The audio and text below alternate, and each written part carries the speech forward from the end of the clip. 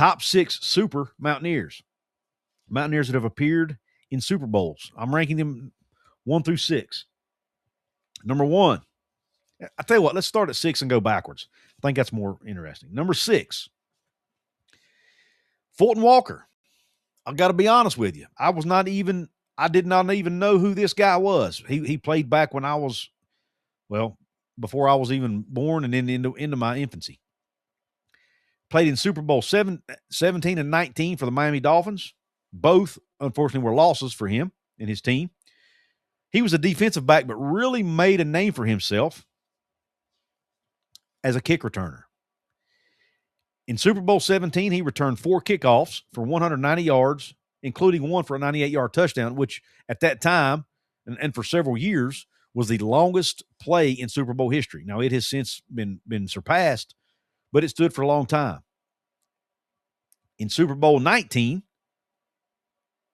he returned 4 kicks for 93 yards. So he still had a really good game. That was a loss to the San Francisco 49ers. Super Bowl 17, they lost to what was then the Washington Redskins. Number 5 on the list of Super Mountaineers, Mike Compton. He was an offensive guard who started 2 Super Bowls for the New England Patriots. Actually went to school not far from where I live in Richlands, Virginia, Richlands High School. But Super Bowl 36 and Super Bowl 38, he was a guard for the Patriots in their wins over the Rams and the Panthers. Because he has 2 Super Bowl rings and was a starter on both of those teams, I put him at number 5. Number 4, Bruce Irvin. Bruce. We all know Bruce, right? Seattle Seahawk, baby. Part of the Legion of Boom defense in Seattle. Won a Super Bowl ring in Super Bowl 48 with the Seahawks, which was a 43-8 blowout of the Denver Broncos. He had 2 solo tackles in that game. And then the Super Bowl 49 loss to Tom Brady and the Patriots, he had a sack against Tom Brady in that game. Also had a couple solo tackles. That was a 24-28 loss to the Patriots. Number 3 on the list, Darryl Talley, baby. Darryl Talley's number 3 on my list. I wanted to put him higher, but they did lose all 3 of those Super Bowls. Or all 4 of them, rather. But he was a starting linebacker for the Buffalo Bills for 11 years. And by the way, Darryl Talley did not miss a game for the Buffalo Bills in 11 seasons. Think about that. How rare is that in the NFL? But he played in Super Bowls 25 through 28. Had good games in all of them, but especially in that first Super Bowl against the Giants. He had 8 solo tackles. He followed it up with games of 5, 7, and 9 tackles. And of the 9 tackles he had in Super Bowl 28 against the Dallas Cowboys, 8 of those 9 tackles were solo tackles. So Darryl Talley was really the heart. They called him Spider-Man. He was the heart of that Buffalo Bills defense in those 4 Super Bowl runs. Unfortunately, my Bills continue to break my heart, continue to not win a Super Bowl.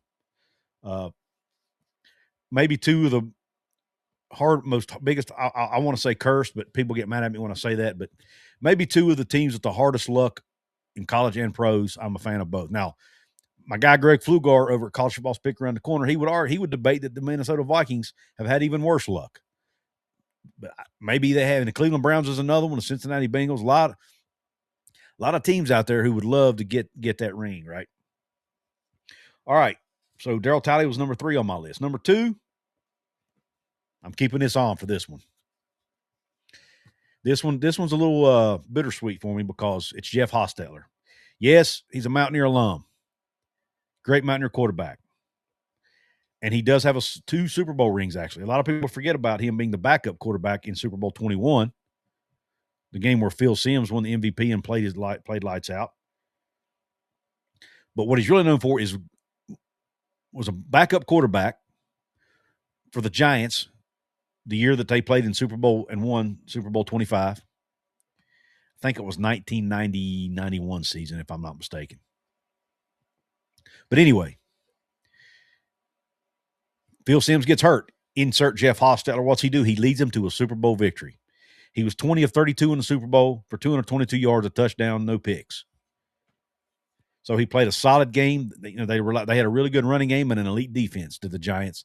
And Bill Parcells said, you know what? Let's go win it with defense and run the football. That's what they did. But Hostetler did what he had to do. He was efficient, did throw a touchdown pass I think it was to Stephen Baker, if I recall. And the Giants, because they held on to the ball for 40 minutes in the game, and because Scott Norwood was wide right, the Bills lose 20-19. One of the worst memories of my fandom, sports fandom. But Jeff Hostetler, because he's a Mountaineer, I got to give him a shout out here. And, got to give our former Mountaineers their flowers when they deserve them. But he's number 2 because he was the starting quarterback of a Super Bowl winning team. I bumped him up over Darryl Talley. Sorry, Darryl. Love you, brother. Number 1 on my list.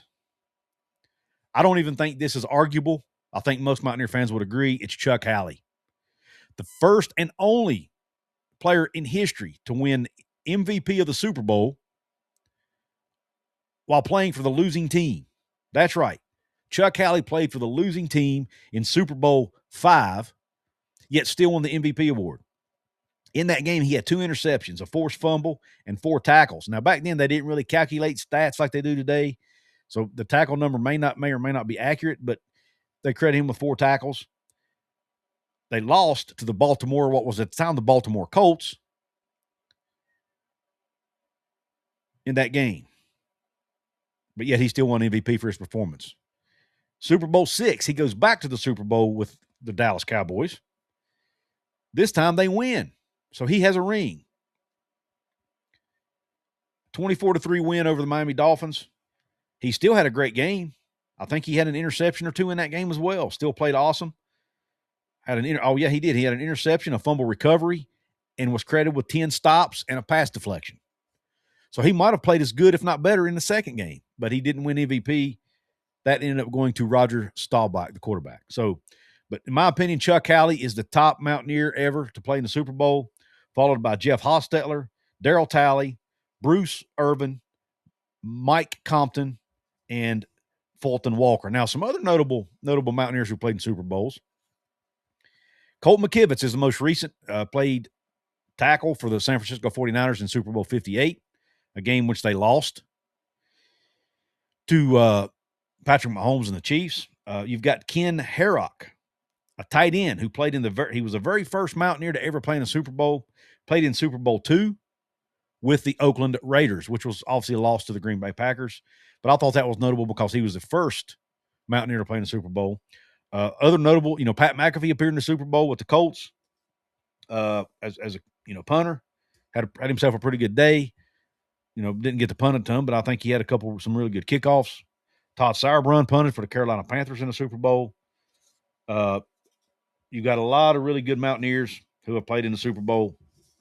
The Mountaineer, the WVU 4, pretty cool story here.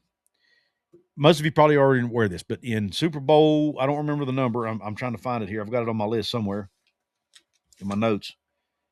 But in Philadelphia Eagles played in the Super Bowl a few years ago and won it. And they had 4 Mountaineers on that team. Now, they didn't all play in the game, but they were on the roster.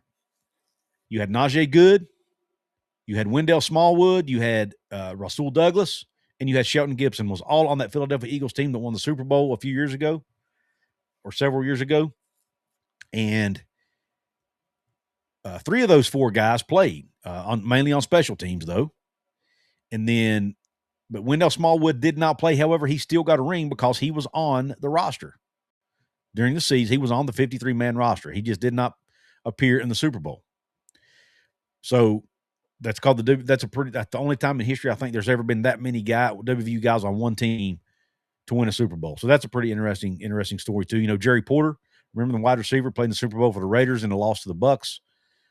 Been a lot of other notable Mountaineers over the years to play. Let me know in the comments what other Mountaineers I might have left off